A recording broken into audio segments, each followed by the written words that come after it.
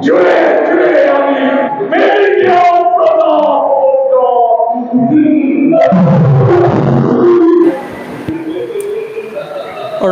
সতীৰাধিকাৰ সৌজন্যত 14 মাইলত ৰাসলীলা আৰু নাট্য সন্ধ্যাৰ ব্যাপক প্ৰস্তুতি।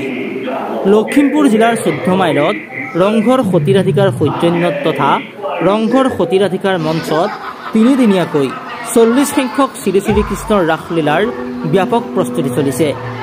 14 আৰু 15 নৱেম্বৰত ৰাসলীলা প্ৰদৰ্শন কৰাৰ লগতে 16 নৱেম্বৰত নাট্যকাৰ অভিজিৎ ভট্টাচাৰ্যৰ সেন্দুৰ শীৰ্ষক নাটকখন প্ৰদৰ্শন কৰা হ'ব।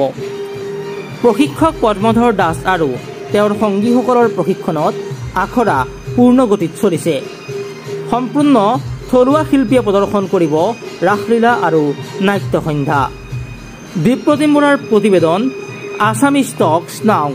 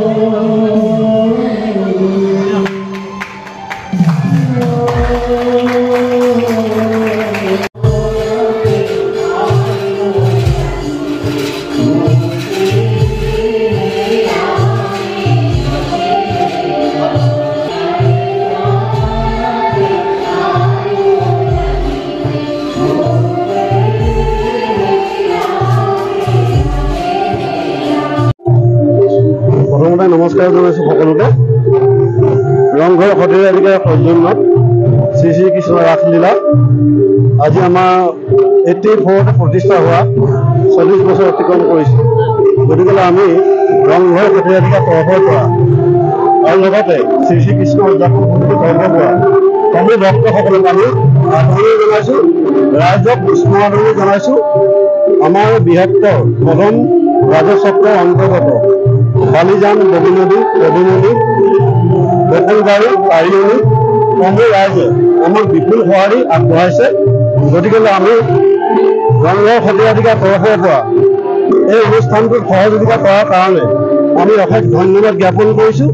আৰু অসমৰ বিভিন্ন প্ৰান্তত যেনেদৰে ৰাস উদযাপন কৰিছে, আমি এইবাৰ খুব সুন্দৰভাৱে ৰংঘৰ সত্ৰাধিকাৰ শ্ৰীকৃষ্ণ ৰাসলীলা 3 দিনীয়া কাৰ্যসূচীৰে উদযাপন কৰিছোঁ। 14, 15 আৰু 16 তাৰিখে 2 দিন আমাৰ শ্ৰীকৃষ্ণ ৰাসলীলা হ'ব আৰু এদিন আমাৰ নাটকীয় দৃশ্য হ'ব। গতিকে এই অনুষ্ঠানটোত আমি সকলো ৰাইজক আন্তৰিকতাৰে সহযোগিতা আৰু পৰামৰ্শ আৰু আশীৰ্বাদ আমি আন্তৰিকতাৰে কামনা কৰিছোঁ। আৰু আপোনালোকৰ জৰিয়তে আমি অসমবাসীক ৰংঘৰ সত্ৰাধিকাৰ তৰফৰ পৰা অশেষ শুভেচ্ছা আৰু সেৱা জ্ঞাপন কৰিছোঁ।